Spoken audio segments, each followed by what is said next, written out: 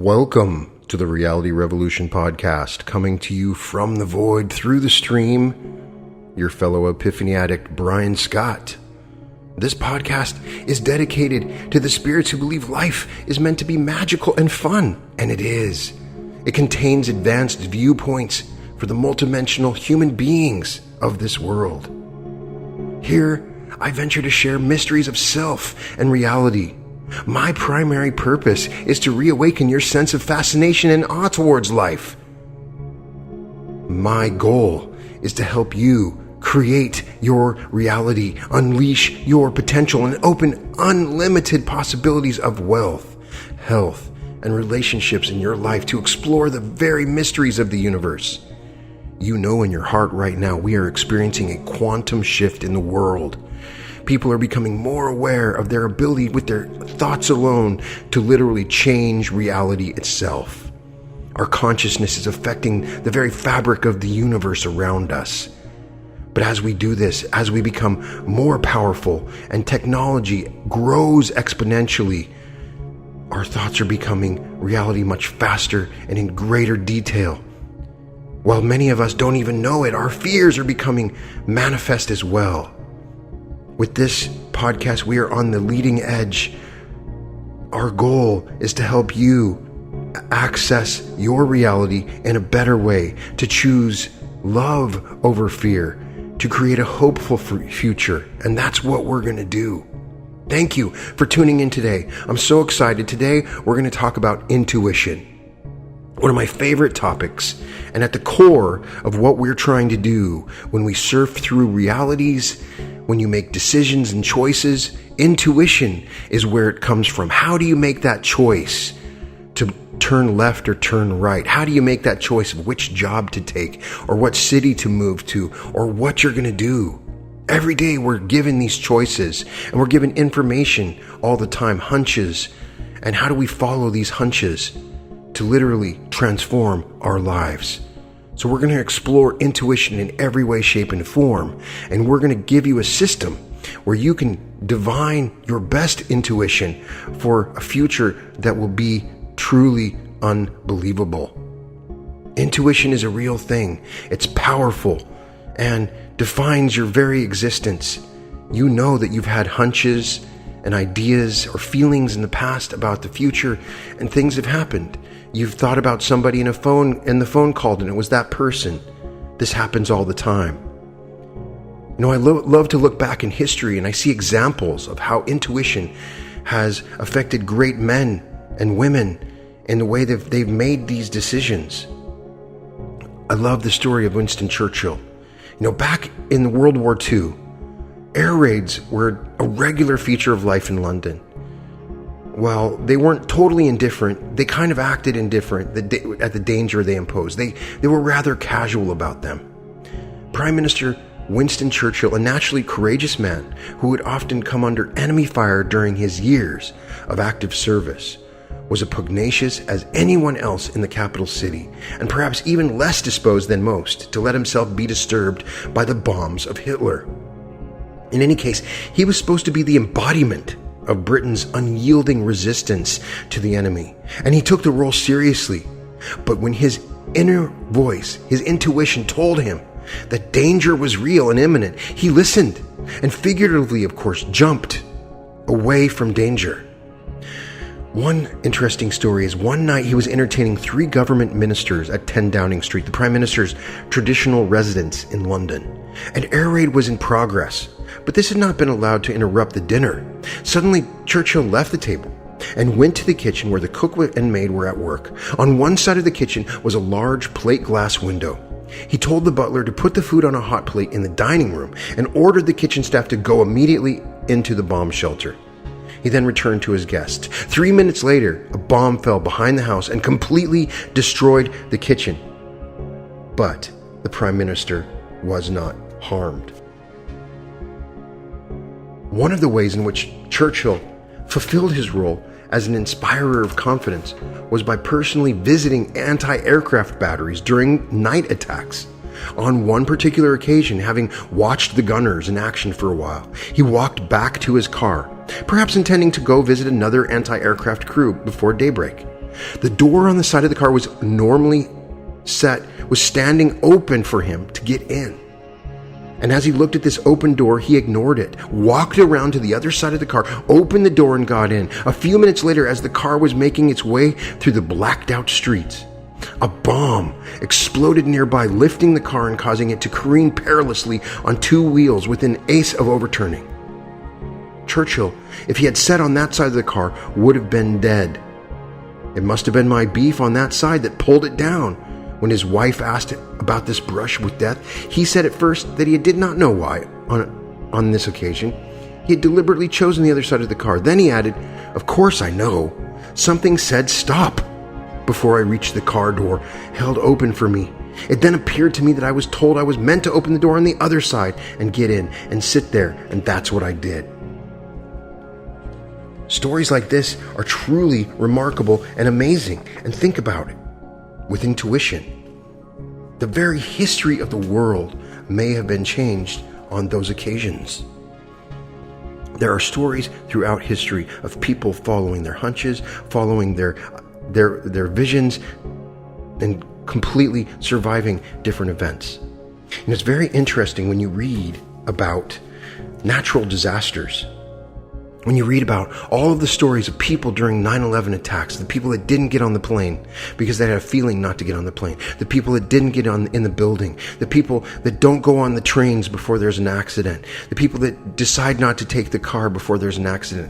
This is a real thing that happens. They've been talking about it for years, all the way back to 1950.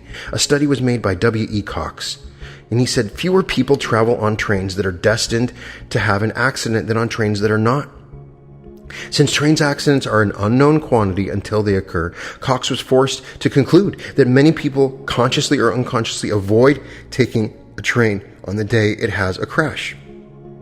And they may be guided by these premonitions. You are constantly being given premonitions of your future. Maybe it requires a major event for you to have access to these feelings because they're so great. With the model of reality that we're discussing with the Reality Revolution podcast, the idea is there are multiple parallel realities that exist at the same time. They may not be physical realities, but there is an informational field that we have access to. There may be a reality where you had a plane crash. There may be a reality where you were in a train crash.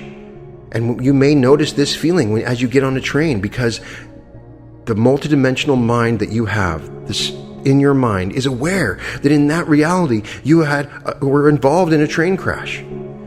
We have access to these moments of the future. Remember that time, as physicists become more and more aware, exists outside of this reality. The past, the future, and the present all exist at once, at one time. More and more physicists are documenting this as reality. As Einstein said, time is relative. One such suggestion by Gerard Dietrich Wasserman, a mathematical physicist at the University of Durham in England, is that all events exist as timeless mental patterns with which every living, non-living particle in the universe is associated. Of course, this idea owes something to the ancient belief that the universe, the macrocosm, contains innumerable microcosms, each recapitulating the features and order of the large whole. Thus, man was seen as a microcosm of the earth, his veins and arteries corresponding to the streams and rivers, and so. By the end of the 17th century, the idea had undergone many transformations, but was still potent. The great philosopher and mathematician Baron Gottfried Wilhelm von Leibniz said all different classes of beings which, taken together, make up the universe are in the ideas of God, who knows distinctly their essential gradations, only so many ordinates of a single curve, so closely united that it would be impossible to place others between any two of them, since they would imply disorder or imperfection. Another version of this idea that the future lies hidden in the present was advanced by Adrian Dobbs, a mathematician and physicist at the University of Cambridge in 1965. Note, these are ideas spoken about for 50 years now, and more physics is becoming more and more aware that we do have an awareness of the future. As events unfold, he proposed, they actually a relatively small number of possibilities for change that exist at a subatomic level. In the process, disturbances are caused that create another dimension of time, what Dobbs calls a positronic wavefront. This wavefront can be registered by the brain's neurons, at least in certain especially sensitive people, and interpreted. Imagine a pond at one side of which a toy ship is launched, and at the other side of the pond is a very small person. He may not see the ship, but he'll see the waves for the ship, and he becomes aware of the ship as it comes in. Imagine time is not linear, that it is the same as a large ocean or lake. When you throw a pebble in, it will cause a wave to go forward and backwards in time. Our mind is multidimensional in the way that it interprets reality. We know that it accesses up to 11 different dimensions. But more importantly, this wavefront is coming to us and we are gaining access to it. So you may be aware of future events as you get access to it. The truth is, our brains do not know how to access this information. When this information comes in, our heart knows. Our heart can tell. And that's why intuition works, and that's why we should discuss it. What is intuition? Intuition is the ability to understand something instantly, without need for conscious reasoning. If you look it up in the dictionary, there's lots of synonyms for intuition, such as foreknowledge, inspiration, perceptivity, premonition, presentiment, gut feeling, innate knowledge, insight. It also has some synonyms I do not believe are the same, such as clairvoyance, second sight, sixth sense, discernment, gut feeling, and instinct. Our soul has access to the whole information field and sees what lies ahead in the future sectors that are not yet realized yet. The soul knows if the variation is good or bad for us, and its senses are perceived by the mind as a vague sensation of spiritual discomfort or discomfort. This knowledge we call intuition, and it can greatly help us in life. As humans evolve to their next higher version, as we move into this revolution, there will be more intuition in the old body-mind reactions. We are becoming more intuitive now. We are becoming more intuitive on a larger scale in the groups of millions. When you go to a restaurant, you know whether the food's going to be good. When you go to a movie, you know beforehand whether the movie's going to be good. When you decide to go on a trip, you know whether or not you start to know beforehand the truth of what's about to happen. And we are all becoming tuned into this because we're aware that it's true, and we've seen the evidence in our lives. And we are moving to the spiritual consciousness of intuition, where we place more trust in the cosmic intelligence around us. Contrary to popular belief, intuition is more accurate than any other source. I owe much of my success and happiness and my very life to intuition. Many of the decisions I've made have contradicted normal reasoning.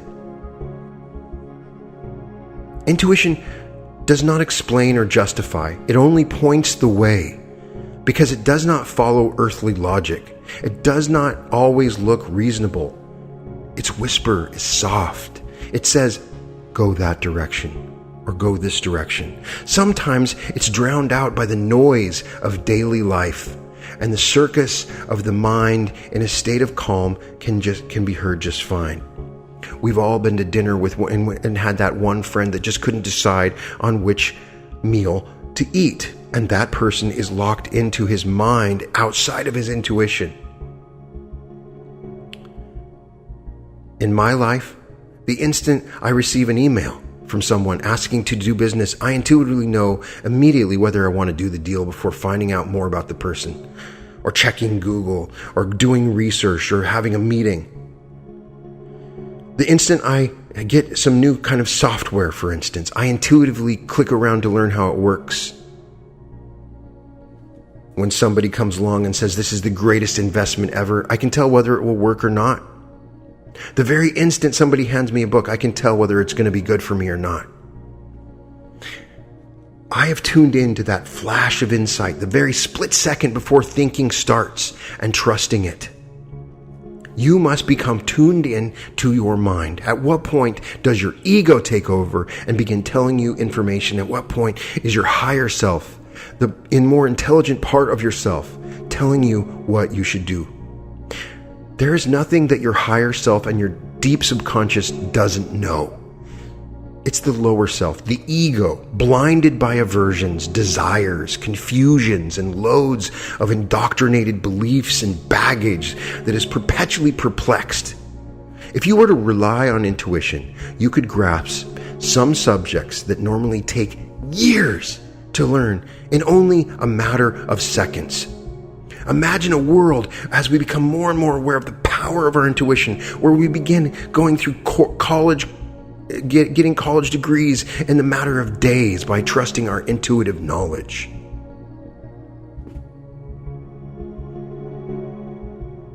For example, I was never at all interested in the stock market. Wouldn't read books or magazines on it. Wasn't interested in speaking to an expert. And still the stocks I have work very well for me. Intuition, in one case, is a very great time saver. And I've taken this for granted. And I'm aware that many consider this kind of psychic, supernatural, paranormal phenomenon false, fake, not real. But there's nothing strange about it.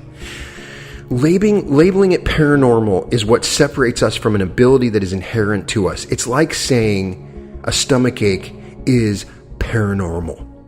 It's simple. Consciousness and attention can be expanded to places outside of the visible environment, and they are not limited in time or space. Expand awareness somewhere, and you perceive whatever it is directed at. Anyone can do it. Our education system should focus on finding a way to maximize our intuition. My most popular course is an intuition training course. And that's because as people begin to realize the power of their intuition, it is stronger than just simply visualizing and manifesting. In movies, we get this idea that this is some kind of superpower, and it's not. Now, intuition is strongest in people who are mindful and practice meditation on a regular basis. It's not exclusive to them, but it really helps you get an awareness of the way your mind is thinking. When you meditate, you understand how to tune into your body to read the messages being felt. Many people experience a sense of heightened awareness or stomach pains when they know something is wrong, but they can't put their finger on it. These physical sensations are the means our intuition uses to communicate to us. And our intuition is communicating to us all the time. Intuition is experienced at all times. For example, you get a sudden inspiration to solve a problem, while a psychic might translate the insights being received from another source and give these insights meaning. Intuition is immediate and immediately understood. Have you had visions, either in a dream, fantasy, or meditation, where you received information about your own life? The future of others, the future of yourself, or the future of the planet? I had that. I had a vision that I was going to have an event happen. Now, my intuition may not have worked perfectly. I wish I could have avoided it, but I avoided being killed in a home invasion. But I've also had other visions that have avoided car accidents, and I've avoided dangerous situations. And more, as I tune into this intuition, I believe my life has been saved multiple times. Have you ever flashed on an image of a friend before you meet?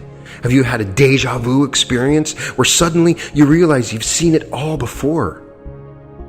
I had a counseling student during his internship often make decisions about what to work on in his therapeutic practice by examining the imagery in his dreams from the night before.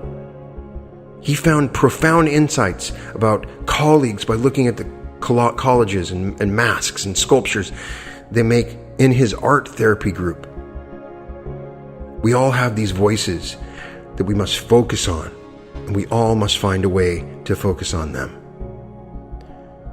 So the first exercise I want to introduce you to that is incredibly powerful and very simple for intuition is a method that I first learned from Frederick Dotson and established myself. It's not complicated. The key to intuition, as opposed to fear, is being in a state of relaxation, of being in a state of calmness. When your brain is in an alpha, theta, or delta state, you are more receptive to the intuitive feelings that you receive. If you're in that beta state where your brain is running at full tilt, it seems to block out the intuitive feelings that you may be wanting to receive. So the first step is to simply calm down and find a relaxation point. Relax. And then write down a question that you need intuition on. And the next step, start writing down every possible answer. You can write 20, 30 different answers. They can be as ridiculous as possible. Write down everything that comes to mind. The next step is to imagine that each answer is true, and then ask, if it's true, how does it feel? And if it doesn't feel true, then you cross it out. Then repeat imagining each item with those remaining on the list until you're left with one or two options. Choose which one you feel the most on, and then take action to verify that intuition. So, I had made the mistake a while back of leaving my car door open, and I found an unusual object in my car, and I tried to write down all the different experiences and different possibilities and things of how that pen had resulted being in my car. And I had isolated it down to some kids that had lived nearby, and I went and asked them if this pen was theirs. And at first, I could tell by the way that their faces were, they kind of snidely laughed. But then, the father came back the next day and told me that the pen was theirs and they had been in my car. While I should have locked my car door, this proved to me this intuitive method worked. Once mastered, once you find ability, and there's multiple ways to do this, you'll have the ability to focus with laser-sharp accuracy on specific missions, specific targets, while keeping your mind clear. The clarity of mind allows your attention to absorb what's being received. This will enhance your intuition, on-demand abilities, as much as a telescope enhances our ability to explore the stars. Another exercise, start making intuitive choices on simple things, whether to buy a piece of gum, what kind of food that you want to eat, and then see what the results end up being. Start noticing the feelings in your body. Start noticing where they come up. Start asking yourself questions. Start monitoring the way that your body responds to certain events. This awareness is one of the first steps to understanding your intuition. Awareness, when confronted with falsehood, the body kind of goes weak or feels nothing at all. And I've talked about in other exercises, muscle testing, which may work. We're not going to go into full detail of that now. I talked about it a little bit in the subconscious podcast. But the body does respond to false. When confronted with the truth, the body is stronger. And when it's false, it seems to go weaker. Negative feelings are indicators that what you're doing, thinking, or intending is not good. Positive feelings are indicating what you're doing or thinking is good. And by using testing your body, in many ways, you can enhance your own intuition. Another exercise you can try is the body lean exercise, where at first you ask a yes or no question and see if your body, with your eyes closed, and see if your body leans forward or back. In many cases, your yes will be forward and leaning back will be no. But some cases it's different. After you've established which is yes or no, start asking some more questions. And then start asking your body questions. Should I do this? And if your body leans forward, it's a yes. If it goes back, then it's no. And then test out the results of these intuitive answers that your body is given. Imagine that your body is smarter than your mind. Give it the power that it deserves. It can't talk to you, but it badly wants to talk to you to tell you what you need to do. There is a difference between intuition and paranoia. So we need to find, what is the distinction between paranoia or intuition? Desire. You desire something, does that mean it's an intuition? Or jealousy. When you become jealous that your partner has done something, is that based on some intuition? What about wishful thinking? Is that based on an intuition that it's going to happen? The simple answer is when you're in a positive, relaxed state, your hunches are mostly true. And when you're in a negative state, caught up in worry or strong desire or importance, your hunches usually aren't hunches. They're emotion-based projections. For example, I once intuited that my girlfriend was cheating on me, and I knew that something had been going on. She had gone on a trip to go on a marathon, and my heart started racing, and I had images of this thing happening. In fact, I intuitively knew that that's what she was doing. And when I came back and confronted her, I had discovered that she had kissed her old flame from high school. How did I know this was happening? I knew it because I'm not a normally jealous person or emotionally needy, and I had those feelings at that time. So, if I had normally been jealous or emotionally needy, I'd be suspicious of her flirting with other guys all the time, but I hadn't. So I knew that these particular feelings were unique.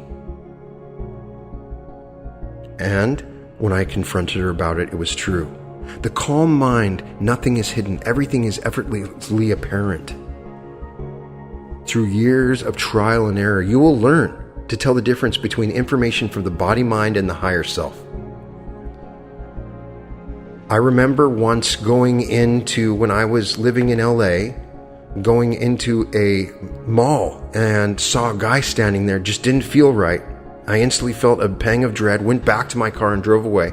Later the next day, I had heard that there had been a knifing incident, and I saw the picture. It looked like the same guy. Now, previous experiences or acquired knowledge can be helpful in judging situations. And when you look at Malcolm Gladwell's book, where he talks about Blink, where he talks about when you become highly educated about a particular topic, you do gain larger levels of intuition. One of my favorite examples is Dennis Rodman, one of the greatest rebounders of all time. And when they'd ask him how you could get so many rebounds, he could see the ball bouncing where it would go beforehand. And this had been due to thousands of hours of playing on the court. And since he wasn't a great shooter, his best ability was to rebound the ball. And he gained an intuition by following these bounces and making that his focus. So sometimes we can enhance our intuition by gaining research and experience. But it's not always accurate, because it's not all of the knowledge you have learned applies to the present. Intuition comes in when you forget everything you know sometimes, and look at the situation as if seeing it for the first time. If I were to set you on a lonely island into an environment you know nothing about, your intuition would kick in because you have no point of reference. There's really only one way to feel subtle energy, and that's through intuitive relaxation, a relaxed, concentrated state. You don't need to be meditating. In fact, you can be driving, having dinner with friends, or watching TV. With the proper amount of discipline and commitment, you can train yourself to step back into the necessary concentrated state of relaxation anytime, instantly. There's several methods. One book I highly recommend is Super Learning by Sheila Ostrander and Lynn Schroeder from 1979. There's many exercises on becoming aware of your intuition and the energies and the subtle energies around you. Rely on the truth you feel in your body when you're in a relaxed state. Rely on this more than on what people say. People say all kinds of things. Many of them are not universally true. Whenever you're not in a calm state, you cannot rely on the truth you feel in your body, because it will be distorted by tension. So before drawing conclusions, it's advisable to relax. Find a way to get into a relaxed state. You can do this through hypnotic techniques. Feel free to use any of the meditations I've offered with this podcast. Your natural and most true state is a relaxed openness that generally observes and is completely unworried. This is the part of yourself that was never touched by the ups and downs of life, the part of yourself that was there before life and will be there after life. This broader perspective is aware of truth. The ego self, the mind, cannot discern truth because it's programmed. It is easy to be programmed with all sorts of information. So to apply any sort of truth testing, get in touch with the unprogrammed part of yourself that sees clearly. There is a fine line between intuition and fear and paranoia. Let's say you do think your spouse is cheating on you. Is that intuition or jealousy or paranoia? Intuition is a sacred spirit skill.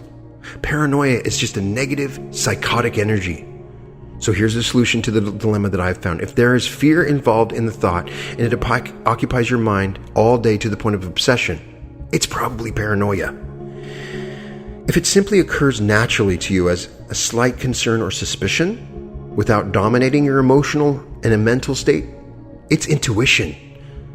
Of course, something may also start out as intuition, but then bring up its own paranoia added to it. So, for instance, I might be aware that it's possible for someone to hack into my computer and monitor my activities. That's knowledge. And if I think that someone is really doing it, then I have an intuition about it, and I try to get it fixed. But if it turns into paranoia, then I'm also obsessed by it day and night and take exaggerated measures. I start installing numerous alarm systems in my home, spraying my house against chemical attacks, putting blankets over my computer while typing in passwords, just in case some satellite is peering through my window, trying to snatch it, burn and destroy my old computer, and build distant security systems. That is paranoia, not based on intuition. You know, it says in the Bible, in Proverbs, trust God with all your heart and don't lean on your own understanding. In all your ways acknowledge Him, and He will make your paths straight. Proverbs 3:5-7.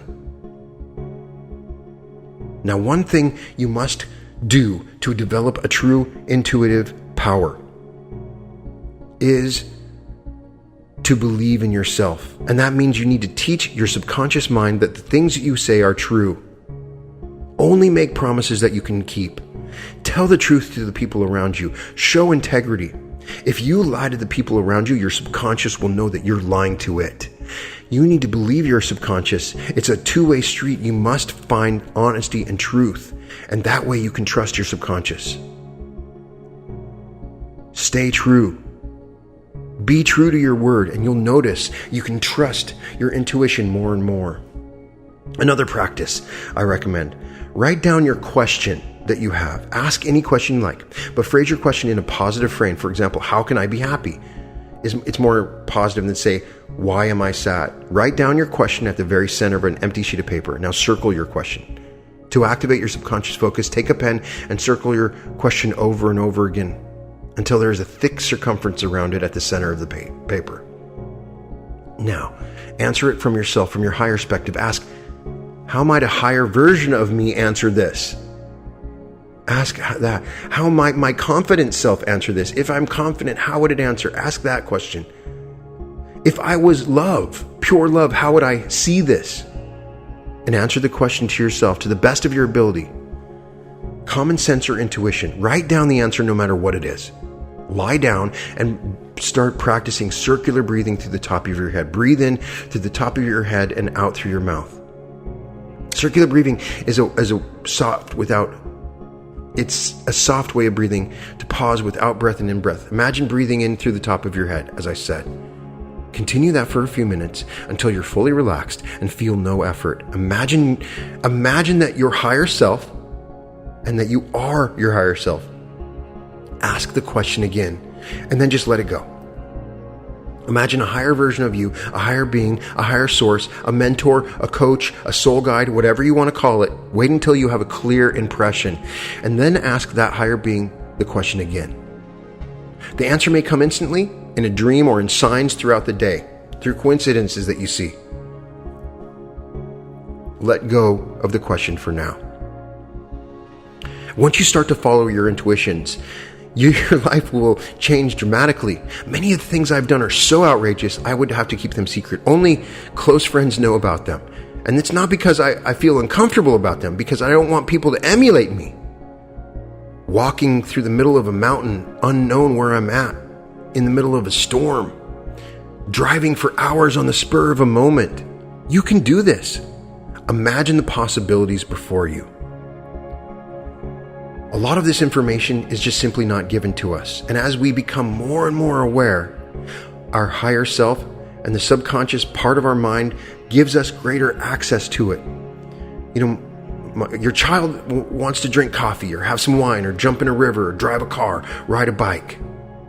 Right? A 6-month-old toddler is not ready to drive a car. He or she has to learn to walk and then to grow tall enough to see above the wheel and then to read and then become aware of their surroundings. What you're going through is the same thing. You're growing into the ability to drive. Your higher power, the infinite intelligence, can give you a private jet within 2 minutes, but it would not do so until you're ready. Imagine just being given a lightsaber, turning it on without knowing what it was. You'd go around destroying everything around you. You will be given this power when you're ready. And as you access this intuition and grow spiritually, you'll become more and more in tune with the things around you.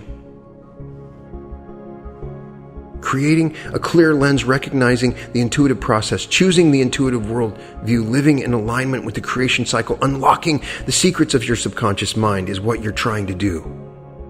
Harness the dreams and imaginations, receive subconscious guidance, applying intuition in everyday life with a natural flow. It's just like going down a river. It's moving. And you are avoiding the rocks, but the movement, as you become more and more attuned to the river, you are used to its flow. As you move in and around the rocks, you can tell when the water's slow and fast, and you become better and better at maneuvering down that river.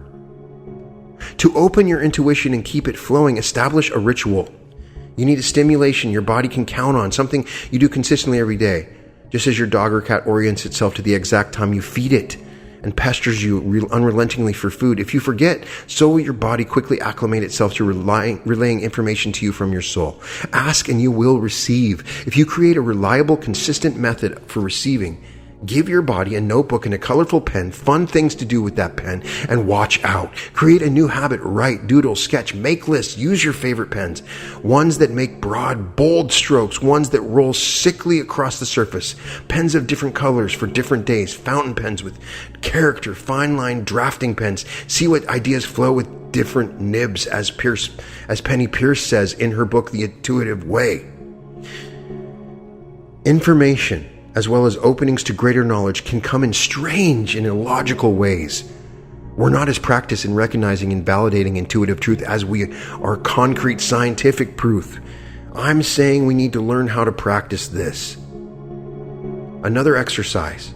Find an object. If you live with somebody else, a child or a partner, acclimate yourself to the object, become entangled with it, and then just give it to your partner and have them hide it somewhere in your house. And follow your intuition to find that object. Follow your first instincts to find that object. Try this several times, and you'll become more and more aware of where the object is.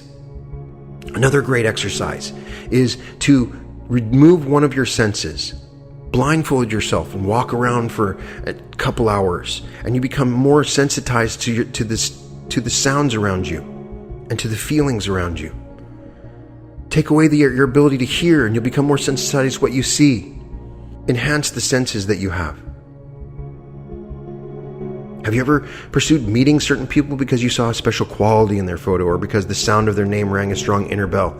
Sometimes all we need to do is come near a person or hold an object or a certain spot of land, and a pattern of knowledge is activated within. Suddenly pictures appear in our mind, and our bodies telegraph a sense of safety or danger. Become spontaneous. Go to different places. Activate your intuition and become aware of your body and the responses it makes. With intuition, we know what we need to know, right when we need to know it. The universe, it seems, doesn't waste time or energy. Intuition presents information to us when we need it, not a moment too soon or too late. The mind perceives the feelings of the soul as intuitive knowledge and inspiration, and then interprets them in the form of commonly held ideas and classifications. As Vadim Zeland says, the alternative space, the source, the field of information, is an informational field or energy matrix, a template for what things could be like.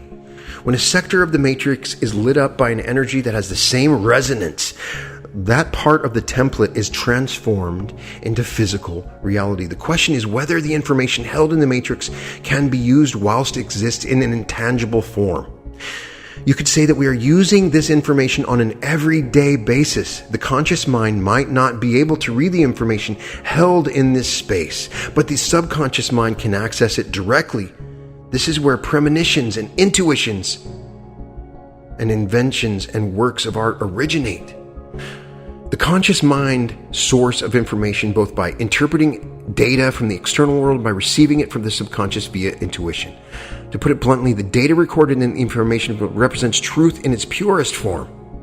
It represents objective information undistorted by interpretation. And then when the truth passes through the filter of the mind, it becomes an interpretation or knowledge. All living beings have their own way of interpreting the truth. A chicken, for example, sees and understands the world very differently than a human.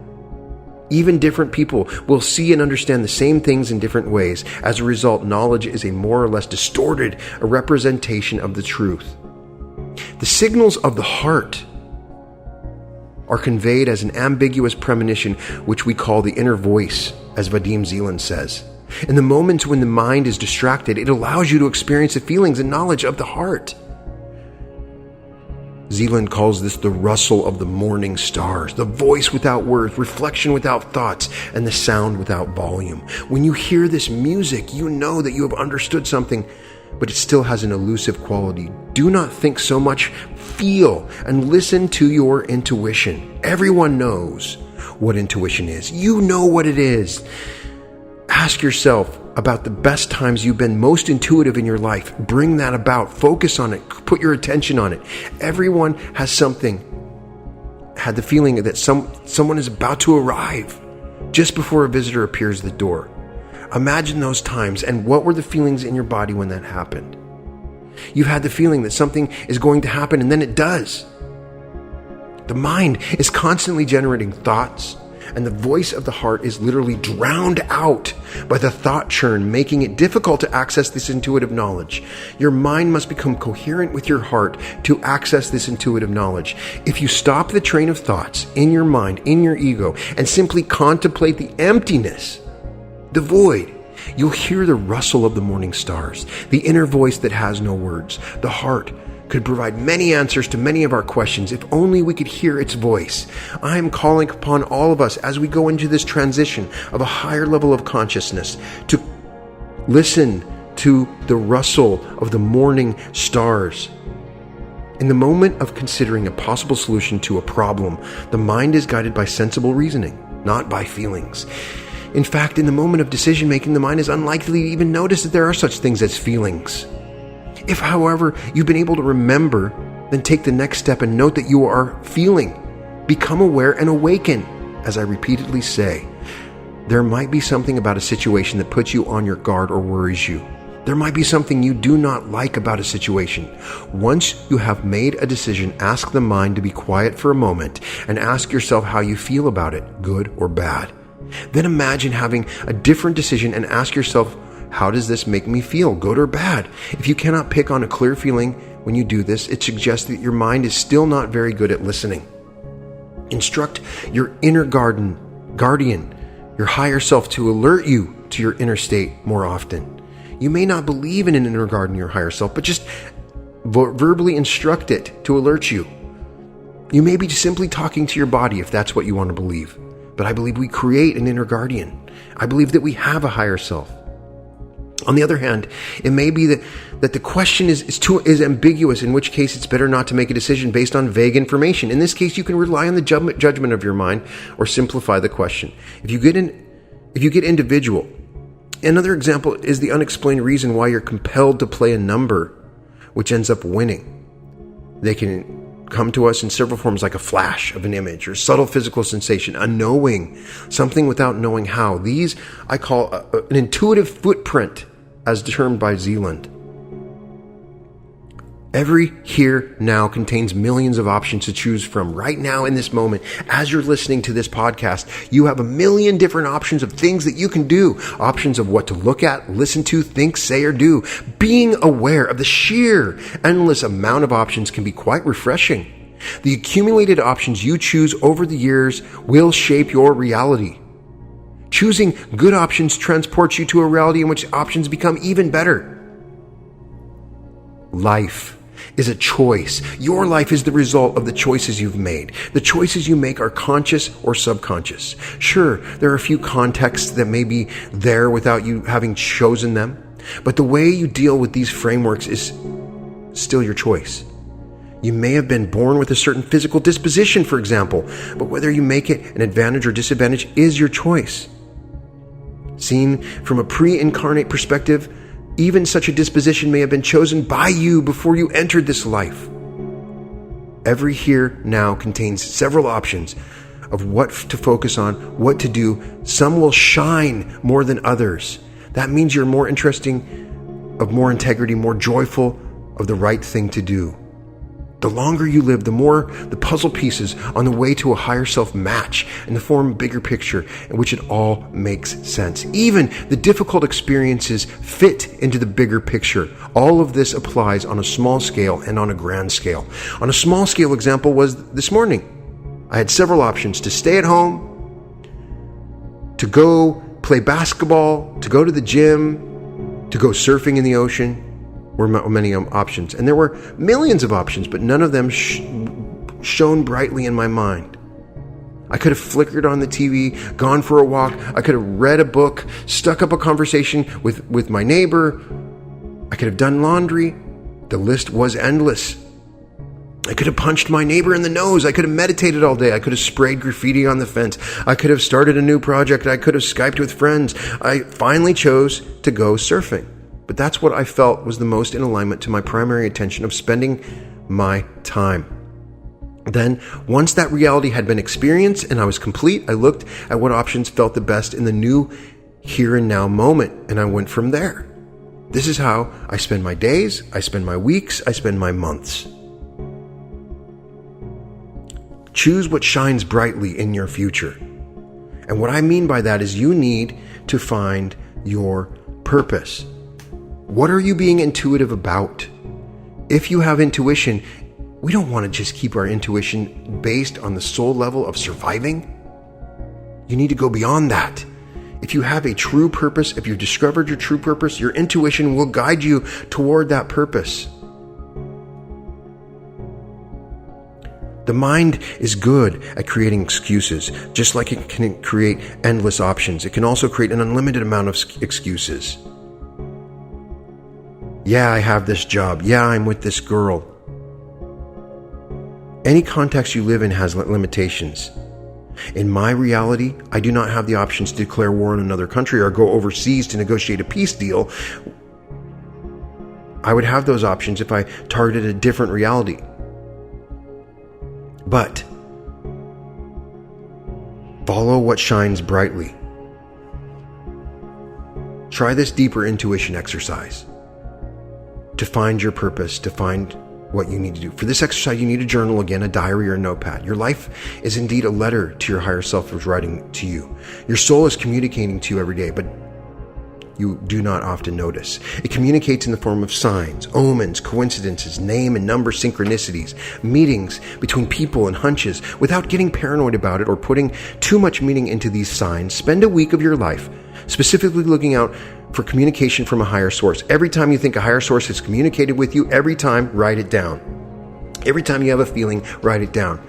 Something might just fall in your lap. You might see something in a movie or a newspaper or in a discussion with somebody or in a book. You might have a dream. Someone might say something strange. Someone may have walked into talk to you a long time on a phone call. Whatever it is that you feel is from a higher source, from your own intuition, just take note of it, because you're now paying attention. You're starting to notice there's a difference between the mundane and the repetitive messages of the ego self. Start doing that.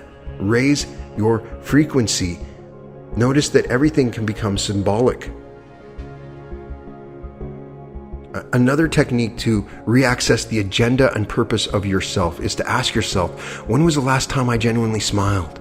When was the last time I genuinely laughed? When was the last time I sang or danced? When was the last time I told stories? Intuition is a quality of the soul, self aspect of you. If you're in a good spiritual shape, you can live by intuition all the time. You then just pick up what stuff means, how stuff works, what is going on, and what is on the right track. Many people, for example, do not need to visit a workshop or learn how to operate a personal computer works. They do not need to read a manual in order to surf the internet. They intuitively understand how it works and learn as they go along. Having a life on earth is a rare privilege. It is an opportunity to practice choice, love, and to overcome challenges in a strange and wonderful environment. What an intrepid band of adventurers humans are. You are incarnated to earth for a reason, and with a purpose unique to you, with a set of intentions and talents that only you can give to the world. Your life purpose normally reveals itself through over a lifetime. You learn this and that. Many years later, you see how everything you did is useful for the overall plan of you. When you were younger, you may have had jobs that you didn't like, but you will see later how these skills you learned there fit into what you later needed. If you're uncertain of what your life's purpose is, look at what feels right, what feels native to you, what becomes to you effortlessly, what things are better than others. Emphasize those aspects.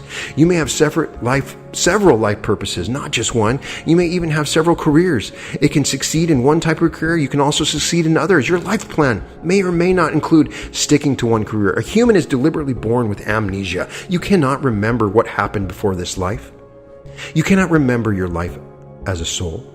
This amnesia is in place for a good reason, so that you can focus on your life here. Otherwise, it would be like watching several TV sets at once. It would be confusing and overwhelming. Try the following. Lie down and become deeply relaxed while staying awake. Now, once you're deeply relaxed, develop a feeling of bliss and elation in comparison to what you're normally at. Combine your deep relaxation with high feelings.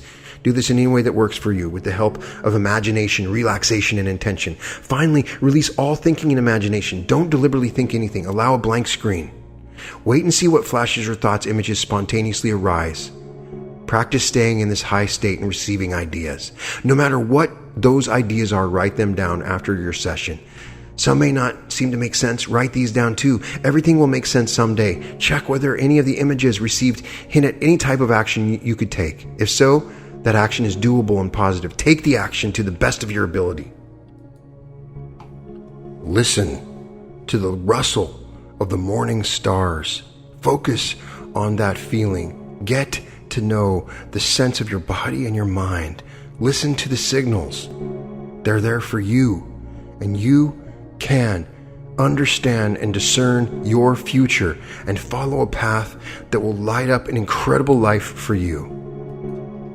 Please tell me your stories of how intuition has affected your life. What signals do you hear? Email me anytime at brian@advancedsuccessinstitute.com. Check out the Facebook group, The Reality Revolution.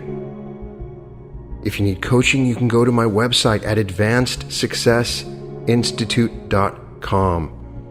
Thank you for joining the Reality Revolution. Peace and love to all of you, all of you, all of you, all of you, all of you, all of you.